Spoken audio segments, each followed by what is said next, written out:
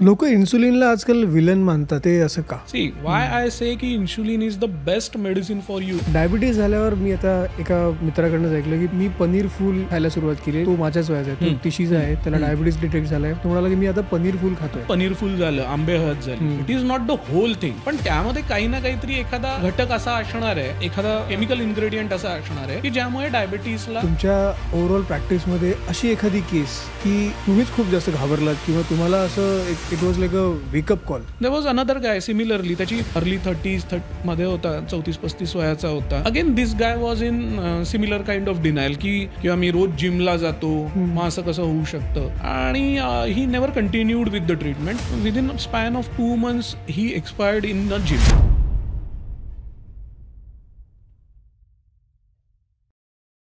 Diabetes झाल्यावर मी आता एका मित्राकडनं ऐकलं की मी पनीर फूल खायला सुरुवात केली. तो माझ्याच वयाचा आहे, तो 30 आहे, त्याला डायबिटीज डिटेक्ट झालाय. तो म्हणाला की मी आता पनीर फूल खातोय. आता पनीर फूल किंवा आयुर्वेदिक ट्रीटमेंट किंवा नॅचरोपॅथी यांच्याबद्दल तुमचं काय खूप मोठा रोल आहे असं म्हणतात. So it is not that की आयुर्वेदिक किंवा home remedies won't work. Even they will have some active ingredients. So जसं म्हणालात पनीर फूल झालं, आंबे हळद झाली, it is not the whole thing. पण त्यामध्ये काही ना काहीतरी एखादा घटक असा असणार आहे, एखादा केमिकल इन्ग्रेडियंट असा असणार आहे की ज्यामुळे डायबिटीसला फायदा होऊ शकतो. ठीक आहे. इथे विषय एवढाच आहे की आंबे हळदमध्ये त्याचं कॉन्सन्ट्रेशन किती आहे किंवा पनीर फुलातनं आपल्याला कसं किती प्रमाणात मिळतंय. सो एखादी गोळी घेतल्यावर मला एक डोस माहिती आहे की मी एक 1 मिलीग्राम हे औषध घेतोय, 2 मिलीग्राम हे औषध घेतोय. सो पनीर फुलातनं एवढ्या क्वांटिटीमधनं किती मिळतंय हेही आपल्याला ऍडजस्ट करणं गरजेचं आहे. व्हेनेवर आपण कुठलाही आजार आणि त्याचा डोस बघतो, एस्पेशली क्रॉनिक आजारांमध्ये, तर आपलं एक गणित आहे ना, किंवा मला 200ने शुगर कमी करायचे तर मला एवढा डोस लागेल, बरोबर, 100ने कमी करायचे तर एवढा डोस लागेल. करेक्ट. सो तुम्हाला ज्यावेळेला आयुर्वेदिक मेडिसिन पण घ्यायचं आहे किंवा कुठलाही होम रेमेडी सुद्धा घ्यायची आहे, त्यावेळेला तो डोस ऍडजस्टमेंट झाला पाहिजे. सो प्रत्येकाने 5 भिजवलेले बदाम खाल्ल्याने बेनिफिट नाही मिळणार आहे. It depends on many things. Diabetes असेल किंवा डिटेक्ट झालाय तर मी जेनेरिक गोळ्या घेऊ की नको घेऊ? जेनेरिक औषध किंवा ब्रँडेड जेनेरिक्स जी आपल्याकडे मिळतात. सो आपण औषधांमध्ये बघितलं तर there are branded medicines. Branded मेडिसिन्सपेक्षाही आपण असं म्हणू की दोज आर पेटंटेड, इनोव्हेटर्स आहेत. म्हणजे ज्यांनी, ज्या कंपनीने रिसर्च केला, शून्यातनं काहीच नसताना ते औषध डेव्हलप केलं, त्याच्या क्लिनिकल ट्रायल्स केल्या, त्याचा डेटा पब्लिश केला, व्हेरीफाय केलं, गव्हर्नमेंट एजन्सीजकडनं परमिशन घेतली आणि मार्केटमध्ये आणलं. सो त्याचा पूर्ण मोनोग्राफ आपल्याकडे आहे, त्याची आपल्याला एक रेंज माहिती आहे, सगळं माहिती आहे. ब्रँडेड जेनेरिक्स म्हणजे टिपिकली आपल्याला भारतामध्ये ब्रँडेड जेनेरिक 99% मिळतं. ठीक आहे, मोठ्या कंपन्या सगळ्या. हे काय आहे की एखादं इनोव्हेटर मॉलिक्यूल ऑफ पेटंट झाल्यानंतर त्याचं जे काही टेक्नॉलॉजी आहे किंवा जो मॉलिक्यूल आहे ते सगळं पब्लिक डोमेनमध्ये, त्यानंतर इतर लोक सुद्धा त्या इन्फॉर्मेशनचा फायदा घेऊन बनवू शकतात. And then there are generics. Generic या कंपन्या अशा आहेत की दोज आर बल्क प्रोड्युसिंग, ठीक आहे, but they are not actively marketing these drugs. ठीक आहे. सो कॉस्टमध्ये फरक राहतो जेनेरिक्सच्या, ब्रँडेड जेनेरिक्सच्या. कंटेंट बघायला गेलं तर सेम आहे, बरोबर. ओके. सो टेक्निकली काही फारसा फरक नाही आहे. प्राइसिंगमध्ये फरक आहे. मी असं सजेस्ट करतो माझ्या पेशंटला प्रॅक्टिसमध्ये की आपण ज्याला एखादी ट्रीटमेंट चालू करतोय, गो फॉर स्टँडर्ड ड्रग, कारण आपल्याला त्याचे इफेक्ट्स, साईड इफेक्ट्स सगळं माहिती आहे. एक शुगर कंट्रोलला पोहोचूया. त्यानंतर if you cannot afford it, तुमच्या प्रिस्क्रिप्शनवर समजा 4 औषधं आहेत, एका वेळेला एक तुम्ही जेनेरिकला शिफ्ट करा, 8-8 दिवसांनी ब्लड टेस्ट करा. जर शुगर्स तेवढ्याच राहत आहेत, कंटिन्यू विथ दॅट जेनेरिक. जर वाढत आहेत तर go back to your original molecule. पण हे तुम्ही हार्ट डिसीजच्या वेळेला करू शकतो? आपण करू शकत नाही. सी, म्हणजे मी हे स्पेसिफिकली तुम्हाला डायबिटीस विषयी सांगू शकतो, कारण सिम्पल ब्लड टेस्ट करून, इव्हन घरी ग्लुकोमीटरवर चेक करून पेशंट कॅन व्हेरीफाय. सो आता आपण जसं म्हणतो की आपले रेग्युलर शुगर लेवल्स, तर आता असं पण म्हटलं जातं की रेग्युलर शुगर लेवल्स ह्याला खूप मुद्दाम कमी केलेलं आहे आणि फार्मा इंडस्ट्रीला बूम करण्यासाठी कमी केलेलं आहे वगैरे. तर असं काही आहे का? सी, बेसिकली कसं आहे ना की we have to understand it's a science, okay, आणि इट विल इव्हॉल्व्ह. ठीक आहे. सगळ्यात पहिल्या ब्लड टेस्ट कशा होत्या की ज्या वेळेला इन्शुलिनचा शोध कुठे लागला हे जरी आपण बघितलं तरीही ज्या पेशंट्सना डायबेटीस होता त्यांच्या लघवीवर जास्त माशा बसतात, मग त्या इथेच का बसत आहेत, मग त्यांच्या लघवीमध्ये शुगर जास्त असेल म्हणून माशा बसत आहेत. अशा पद्धतीने डायबेटीस ह्या आजाराला म्हणजे these were the initial test. त्यामुळे डायबेटीस सुरुवातीला युरिन टेस्टवरनं आपण डायग्नोज करायला सुरुवात केली. सायन्स इव्हॉल्व, त्यानंतर आपण ब्लड टेस्ट करायला सुरुवात केली. ब्लड टेस्टमध्ये पण शुगर मेजर करायच्या टेक्नॉलॉजीजमध्ये फरक होत गेला, बरोबर, प्रिसिजनमध्ये फरक होत गेला. ह्या गोष्टी झाल्यानंतर ज्या वेळेला आपण सायंटिफिक स्टडी करतो, एखादी पॉप्युलेशन आपण पेशंट पॉप्युलेशन घेतो आणि आपण ती ऑब्झर्व करतो फॉर 20-25 इयर्स. आपण 2 ग्रुप करतो की एकाची शुगर आपण 100 ते 150च्या मध्ये फास्टिंग ठेवली, एका ग्रुपची 70 ते 100च्या दरम्यान ठेवली. 25 वर्षांमध्ये या 2 पॉप्युलेशन्समध्ये काय झालं, किती डेथ झाल्या, किती मॉर्बिडिटी झाली, किती लोकांना हार्ट अटॅक आला, किती लोकांना पॅरालिसिस झाला. आणि त्यानंतर जर आपल्याला कळलं की 70 ते 100 शुगर मेंटेन करणाऱ्यांच्या ओव्हरऑल प्रोग्नॉसिस चांगला होता, डेथ रेशोज कमी होते, देन वी विल से की ओके 70 ते 100 कदाचित मेंटेन करणं इज ॲडवायझेबल. सो जसं जसं आपल्याला जास्तीत जास्त डेटा येत जाणार आहे, numbers will keep on changing. म्हणजे आज आपण 70 ते 100 म्हणतोय, कदाचित उद्याला आपण ते त्याहीपेक्षा कमी नेऊ किंवा त्यापेक्षा जास्तही नेऊ. पण वी हॅव टू एक्सेप्ट की आज आपल्याकडे जो रिअल वर्ल्ड एव्हिडन्स आहे त्या दृष्टीने जे सर्वोत्तम आहे, we should pick it up. त्यातनं ॲब्सोल्युटली बाद धरा तुम्ही. माझ्याकडे 2 पेशंट येतात, एक येतो 300 फास्टिंग घेऊन, दुसराही येतो 300 फास्टिंग घेऊन. ठीक आहे, पण एखाद्याची शुगर फक्त एका गोळीवर कंट्रोलमध्ये येते, दुसऱ्या पेशंटला 300 फास्टिंगवाल्याला नॉर्मलला जायला 4 औषधं आणि इन्शुलिन सुद्धा लागतं. बरोबर. Why it is happening? कारण सी आपण जे ना हाय शुगर म्हणतोय that is the end result. Okay, आपल्या शरीरात मेटाबॉलिझममध्ये देर आर 12 नोन पाथवेज. जिथे काही गडबड झाली तर end result would be rise in sugar. ठीक आहे, एखाद्या व्यक्तीमध्ये एखाद्या ठिकाणीच गडबड होऊ शकते, एखाद्या व्यक्तीमध्ये 4 ठिकाणी होऊ शकते, एखाद्या व्यक्तीमध्ये 10 ठिकाणी होऊ शकते. राईट. फक्त काय होतंय का टोटल 300 होते, इथे एकानेच 300 होते, इथे 8 गोष्टींनी मिळून 300 होते. ठीक आहे, सो जी काही आपण मेडिसिन देतोय, not that every medicine will target all the pathways. So एखाद्या व्यक्तीची फक्त एका ठिकाणी डिफेक्ट असल्याने ज्या वेळेला शुगर 300 जाते, त्याला फक्त त्या पाथवेला हिट करणारं औषध मिळालं तर त्या एका गोळीने सुद्धा तो नॉर्मलला येईल. पण त्याच्यात जर 7-8 ठिकाणी गडबड असेल तर त्याला 4 गोळ्या या लागणारच आहेत. आता सर, मग एक डायबेटिक पेशंटनी ग्लुकोमीटर घेऊन किती वेळा रेग्युलरली मॉनिटर केलं पाहिजे, म्हणजे what is the minimum that is required? Diabetic पेशंटमध्ये आपण जर म्हणत असू तर ह्या प्रश्नाचं उत्तर ना तुमच्या आजच्या शुगर काय आहेत याच्यावर आहे. ठीक आहे, आज तुमच्या जर शुगर अनकंट्रोल्ड आहेत तर मी तुम्हाला सांगेन तुम्ही मोर फ्रिक्वेंटली चेक करा. जर तुमच्या एकदा शुगर स्टेबलाइज झाल्या की त्यानंतर तुम्ही कमी वेळा केलं तरी चालेल. सो टिपिकली माझ्याकडे एखादा पेशंट आला, फास्टिंग 200 आहे, पोस्ट लंच 400 आहे, तर मी त्याला सांगणार आहे रोज दिवसातनं एकदा तू शुगर चेक कर. म्हणजे मंडे टू सॅटरडे. ठीक आहे, 6 दिवस झाले. सोमवारी नाश्त्याच्या आधी, मंगळवारी नाश्त्यानंतर 2 तासांनी, बुधवारी दुपारच्या जेवणाआधी, गुरुवारी दुपारच्या जेवणानंतर, शुक्रवारी रात्री जेवणाआधी, शनिवारी रात्रीच्या जेवणानंतर, आणि रविवारच्या दिवशी दोन्ही फास्टिंग आणि पोस्ट लंच अशी चेक कर. ओके, एक साधारणतः 15 दिवसामध्ये, महिन्याभरामध्ये आपल्याला पॅटर्न लक्षात आला की त्याच्यानंतर तुम्ही फ्रिक्वेन्सी कमीही करू शकता. ठीक आहे, मग 2 महिन्यातनं जर पेशंट मला फॉलोअपला दाखवायला येतोय तर मी त्याला सांगेन तू जस्ट ॲज अ हॅबिट दर रविवारी शुगर चेक करत जा. ठीक आहे.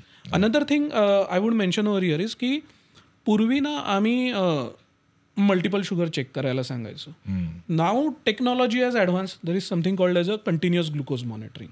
ठीक आहे, तर continuous glucose monitoring is a new kid on a block Indian मार्केटसाठी.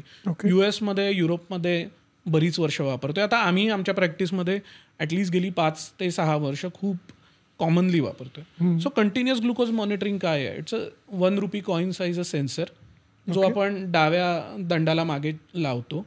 It keeps on taking readings every 10 minutes for 14 days. ठीक आहे, सुरुवातीला हे सेन्सर असे होते की तुम्हाला दर 7 दिवसांनी 14 दिवसांनी you have to pull out a data from a chip आणि तुम्ही मग तुमच्या लॅपटॉपला कनेक्ट करून बघू शकता. आता तर रिअल टाइम सेन्सर्स आहेत, राईट? सो तुम्ही फोनमध्ये NFC ने स्कॅन करा.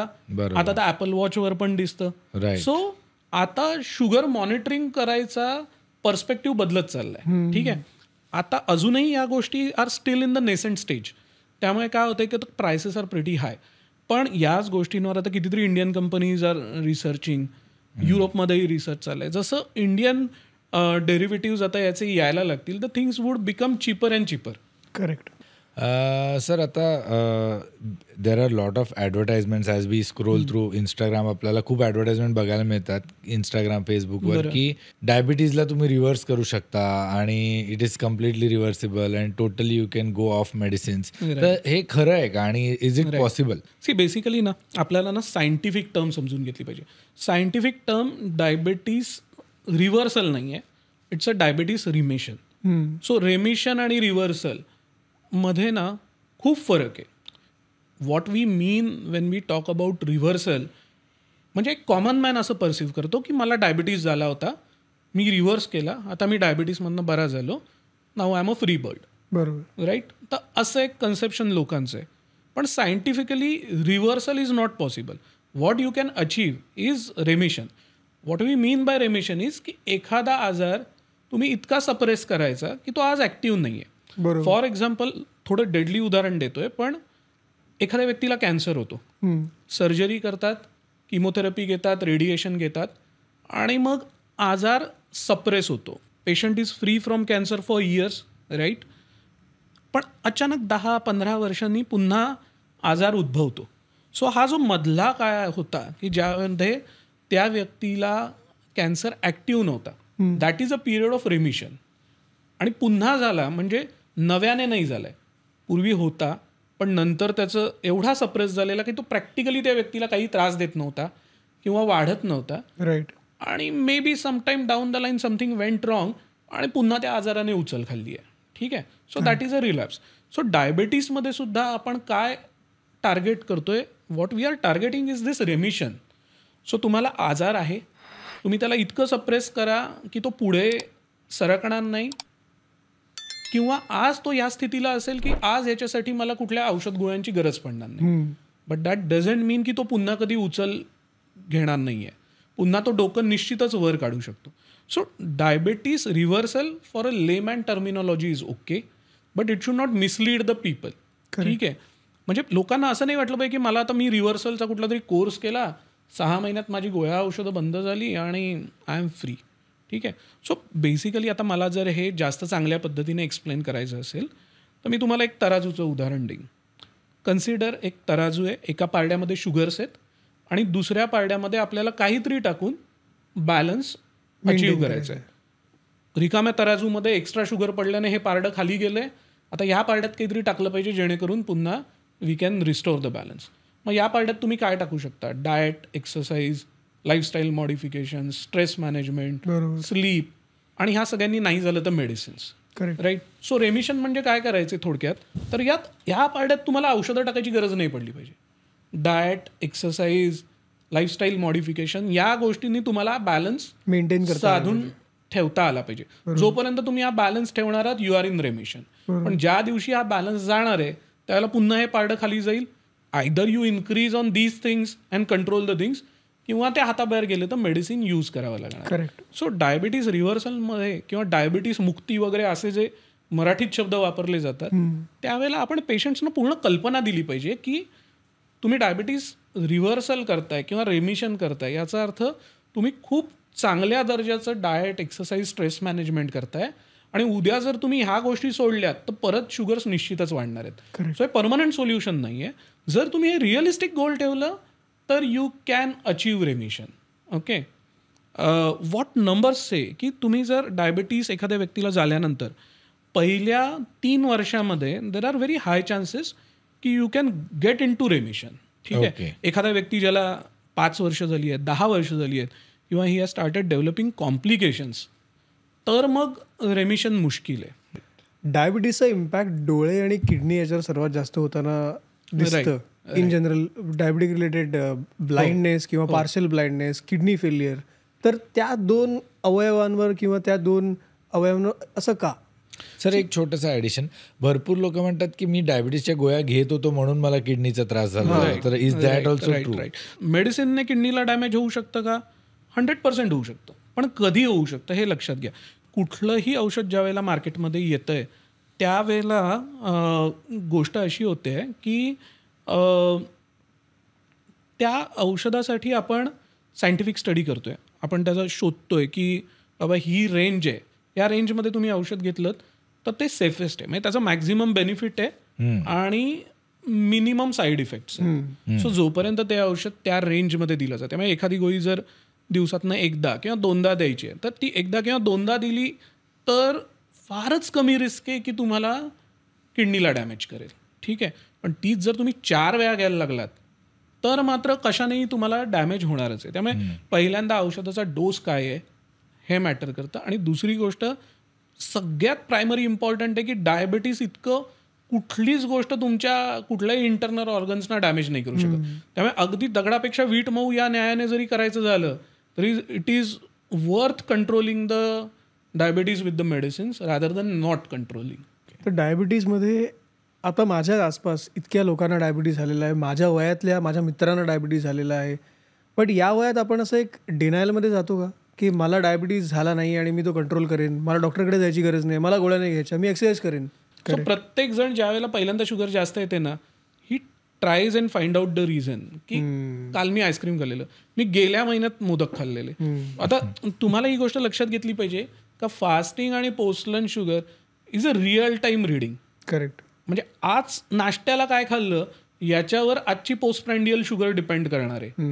1 महिन्यापूर्वी खाल्लेल्या मोदकाने ती नाही होणार आहे. ठीक आहे, पण that is a natural human tendency, people will related to it.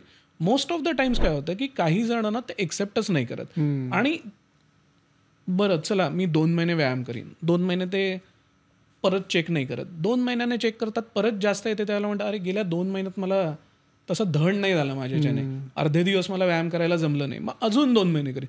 ते अजून 2 महिने, अजून 2 महिन्यामध्ये 2 वर्ष कधी निघून जातात त्यांना कळत नाही. आणि by the time then they reach the things are like की तुम्हाला 4 औषधं ऑलरेडी स्टार्टिंग प्रिस्क्रिप्शनमध्येच घ्यावी लागणार आहेत. Correct. So yes, denial is there, पण त्याच्यासाठी आपल्याला पब्लिक अवेअरनेस गरजेचं आहे. त्यातही काय होतं आम्ही बघितलं ना, ज्यांची फॅमिली हिस्ट्री फार पुअर आहे, आईवडिलांमध्ये डायबिटीसने फार त्रास झालेला होता, ते लोक एक्सेप्ट करतात. पण ज्यांच्या फॅमिलीमध्ये काहीच हिस्ट्री नसते ना, तर अरे माझ्या अख्ख्या खानदानात कोणाला डायबिटीस नाही, मला होऊच शकत नाही. करेक्ट. सो पीपल बिलीव्ह की आपल्या समाजामध्ये 1, 2, 3, 4 ह्या घराण्यांना जहागिरी दिलेली आहे डायबिटीसची आणि सगळ्या डायबिटीस तेच पोहोचणार आहेत, आमच्याकडे काही नाही येणार. करेक्ट. सो तसं नाही आहे, कारण आता कसं झालंय आपलं लाईफस्टाईल चेंज झालं आहे. So we have to understand की it is a lifestyle disease. If you make mistakes sugars will rise even if, आणि समबडी हॅज टू स्टार्ट ना. So in your family probably you are the one to start. तर एक public awareness in general झाल्यानंतर probably people will start realising. So sir, अशा केसमध्ये जेव्हा he is the first one to start as you said, तर अशा केसमध्ये that is because of some lifestyle mistakes. पण मग त्याला जर सुधारलं तर can he go back to normal आणि इट विल बी रेमिशन. जर पेशंट प्री डायबेटिक रेंजमध्ये असेल ना, there are very high chances with on an average गोष्टी जरी केल्या, average exercise, average diligence of your diet, you can get back to normal. ठीक आहे, थोडा जास्त असल्या शुगर तरीही सुद्धा रिव्हर्सलचे chances are much higher if you don't have a very strong family history, right, as compared to those who have poor genes. मग ते कठीण होऊन जातं. बरोबर. आता अजून एक, आता फॉर एक्झाम्पल माझ्याच रिलेटिव्समध्ये एक यंग मुलगा आहे, around 24-25. He got diagnose with diabetes around 21-22चा असताना, आणि मग he started some medications and all, आणि मग 6 महिन्यानंतर ही चेक द शुगर, तर इट वॉज लो. 2-3 वेळा त्याला हायपोग्लायसिमिया पण थोडंसं वाटलं. बरोबर. सो नंतर त्यांनी चेक केलं, लो होते, म्हणून ते doctor stop the sugar. And now his sugar levels are normal. He keeps on checking, but automatically it has come normal. I don't know what is the reason, पण ते lifestyle पण खूप काही changes असतात त्यांनी केलेले दिसत नाही. सी काही वेळा काय होतं ना की टेम्पररीली शुगर वाढू शकते, एस्पेशली ज्या ड्रग इंड्युस्ड असतात. काही वेळा काय होतं ना की एखाद्या व्यक्तीला ना स्किन ॲलर्जी होते, स्किन ॲलर्जी कंट्रोल करण्यासाठी म्हणून स्टिरॉइड्स दिले जातात. They can put you in high sugars. Otherwise काय होऊ शकतं ना की those who have a strong family history, त्यांचं decompensation can happen because of any stress. मग अशा व्यक्तीला सर्दी खोकला ताप जरी झाला ना, तेवढीशी गोष्ट त्यांना पलीकडे डायबिटीज डोमेनमध्ये ढकलायला पुरेशी ठरते. बट विथ बेसिक नॉर्म्स, थोडे दिवसांची treatment, they can get back to normal. Only thing is they have to keep on checking every year. If the person is less than 30, if more than 30, maybe every 6 months he should check. कारण उगाच तर काही झालेलं नाही. There must have been something which has gone wrong. Probably he is not able to pick it up. It can be drug, it can be any other concurrent illness, anything. आणि ती गोष्ट जर परत झाली तर परत शुगर वाढणार आहेत. बरोबर. So he has to be particular about regular follow. Yes. लोक इन्सुलिनला आजकाल विलन मानतात, ते असं का? इफ यू आस्क मी की डायबिटीजसाठी सगळ्यात उत्तम औषध कोणतं आहे, answer is insulin. No doubt. There is nothing which can come close to insulin. The simple reason being, forget about की शुगर किती आहे, इन्शुलिन कसं काम करतंय, किंवा कितीने शुगर, अमुक एका गोळीने 50ने होईल, इन्शुलिनने आपण 100ने करू वगैरे. Forget all those thing. Why I say की insulin is the best medicine for you is because it is natural to you. Okay. We are all born with insulin. तुम्ही जर लक्षात घेतलं की टाईप 1 डायबिटीस, ज्यावेळेला डायबिटीसला ट्रीटमेंट नव्हती किंवा insulin commercially available नव्हतं, त्यावेळेला टाईप 1 डायबेटिक असलेली मुलं डबल डिजिट पर्यंत पण त्यांचं वय जात नव्हतं. म्हणजे 10 वर्षाच्या आतच they use to die. Why? Because they didn't have enough insulin. So it is something which is very much required for life. ठीक आहे. ज्या वेळेला एखादं बाळ आईच्या पोटात असतं तेव्हापासून इन्शुलिन बनायला सुरुवात झालेली असते, किंवा त्या बाळाच्या वाढीसाठी सुद्धा इन्शुलिन लागत असतं. मे बी त्यावेळेला आईकडनं येत असतं, नंतर काही काळाने ते स्वतः बनवायला सुरुवात करत असतं. So you have to understand की we are all born with the insulin. It is not a alien thing. Rest all medicines, let it be allopathic, ayurvedic, naturopathy. आपण काय आपल्या अंगामध्ये, शरीरामध्ये पनीर फूल आणि आंबे हळद घेऊन जन्माला नाही आहे. So everything, howsoever natural you call it, it all is alien to us except insulin. Of course आजचे जे इन्शुलिन आहेत they are lab grown insulins. म्हणजे आपण काही दुसऱ्या माणसाच्या रक्तातनं एक्स्ट्रॅक्ट करून इन्शुलिन देत नाही आहोत. आधी असं करायचो का आपण? फार पूर्वी बोवाईन इन्शुलिन्स यायची, म्हणजे दुसऱ्या प्राण्यांमधली इन्शुलिन आपण प्युरिफाय करून देत असू. पण आता जेनेटिक इंजिनिअरिंग आल्यानंतर we can produce it in lab. But it matches so very well with human insulin that it is natural to us. So probably जी गोष्ट आपल्याला नॅचरल आहे that will help us much more than something that is not, which is alien to us. So मग आता तुम्ही म्हटलं insulin is the best medicine for diabetes. So मग आपण गोळ्या का देतो आणि सगळ्यांनाच इन्सुलिन का नाही देत? See there is one reason. जसं मी तुम्हाला म्हटलं, असं इन्शुलिनचा सगळ्यात मोठा साईड इफेक्ट आहे वेट गेन होतो. आणि second thing is it is cumbersome. It is a injection, right? So प्रत्येकाला ते इंजेक्शन घेऊन एक तर पेन आहे, दुसरी गोष्ट त्याची कोल्ड चेन मेंटेन करायची, तिसरी गोष्ट तुम्ही बाहेर जाताना दरवेळेला इन्शुलिन घेऊन फिरू नाही शकत. आता जर का तुम्हाला विचारायचं झालं की तुमच्या ओव्हरऑल प्रॅक्टिसमध्ये अशी एखादी केस की जी बघून तुम्हीच खूप जास्त घाबरलात, किंवा तुम्हाला असं it was like a wake up call? There was another guy similarly. त्याची वाईफ त्याला घेऊन माझ्याकडे आली होती. अर्ली 30s मध्ये होता, 34-35 वयाचा होता. त्याला सुद्धा द वाईफ नोटिस्ड की बाबा रात्रीच्या वेळेला 3-4 वेळा लघवीसाठी त्याला उठायला लागतंय. So she was very much behind him की आपण एकदा जाऊन संपूर्ण होल बॉडी चेकअप करून घेऊया. मग चेकअप केला, त्यामध्ये शुगर्स जास्त आल्या. They came to me again. This guy was in similar kind of denial की नाही मी डाएटने करीन, एक्सरसाइजने करीन, किंवा मी रोज जिमला जातो, मग असं कसं होऊ शकतं. आणि he never continued with the treatment. Within span of 2 months he expired in a gym. ठीक आहे. मग ह्यामध्ये विषय कसा होता की शुगर हाय आलेली आहे, त्यावेळेला आपल्याला ही गोष्ट सुद्धा लक्षात घेतली पाहिजे की जसं मी तुम्हाला म्हटलं मेटाबॉलिक सिंड्रोम आहे, sugar is just one part of it. इतर गोष्टींमध्येही गडबड असू शकते. You should screen for it. ज्यावेळेला मी त्याला सांगितलं होतं की बाबा तू 2D इको करून घे, ECG करून घे, वर्कअप करून घे, तर मला काहीच होणार नाही, मी हाफ मॅरेथॉन धावतो, मी रोज जिमला जातो. सो बऱ्याच वेळा लोक ना या मिसकन्सेप्शन्समध्ये असतात की I am going for a gym, I am doing exercise, मला दम लागत नाही, मला छातीत दुखत नाही, तर काहीच होणार नाही. बरोबर. सो सगळ्यात मोठा प्रॉब्लेम डायबिटीसमध्ये आहे, देर is something called as a silent MI. म्हणजे व्यक्तीला हार्ट अटॅक येतो, पण हार्ट अटॅक आल्यावर टिपिकली जसं छातीत दुखतं तसं या पेशंट्सना दुखत नाही. रात्रीच्या जेवणानंतर छातीत जळजळ झाली, जेलुसिल घेतलं, सकाळी बरं वाटलं आणि लाईफ कंटिन्यूज. मग कधीतरी for some other reason ECG केला जातो आणि ECGवर सगळे भरभरून चेंजेस असतात. त्यावेळेला आम्ही त्यांना विचारतो, अरे पूर्वी कधी हार्ट अटॅक आलेला का? आणि दे आर लाईक आम्हाला माहिती पण नाही. सो सर, आता for me as I am around 38 year old, he is 30 year old, he has a family history, I don't have a family history.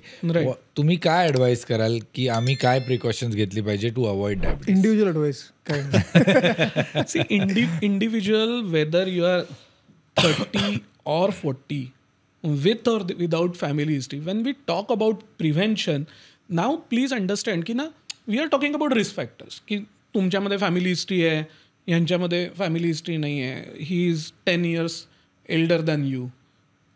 By itself, our lifestyle, our stress, our meal habits are sufficient enough risk factors to put you both or rather everyone at equal. So प्रत्येकाने more or less similar काळजी घेतली पाहिजे. But still having said that, जर आपण younger population म्हणतोय, so medical सायन्सच्या हिशोबाने anything below 40 is very young, anything below 60 is young, anything below 75 is middle age, right? कारण आता life expectancy is increasing. We have lot of medicines, advance technologies की जिथे 80% तर लोक सहज जगतात विदाउट एनी प्रॉब्लेम्स. ठीक आहे, even if there is some problem we can take care of it. So half the age, 40 is practically half of your life. So you will be considered young in that period. सगळ्यात महत्त्वाचं आहे lifestyle modification. As I said, stress management.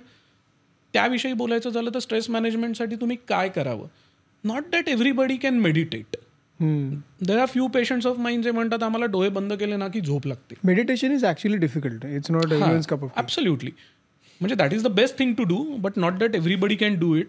There are patients of mind जे म्हणतात आम्हाला डोळे बंद केल्यावर चक्कर येते, मला डोळे बंद केल्यावर नॉशिया होतं, एन नंबर ऑफ रिझन्स. पण मग तुम्हाला हे लक्षात गेलं पाहिजे की meditation is not the end of stress management. Rather it is one of the effective tools of stress management. That is not the only way to do it. A simple way to do it is take up your hobbies. Somebody likes to listen to music, reading books, going on trek. So whatever is your hobby, if you can follow it mostly daily, if not daily, आता काही गोष्टी आहेत, trekking काही तुम्ही रोज नाही जाऊ शकत, but once in a month. But reading can be done every day, listening to music can be every day.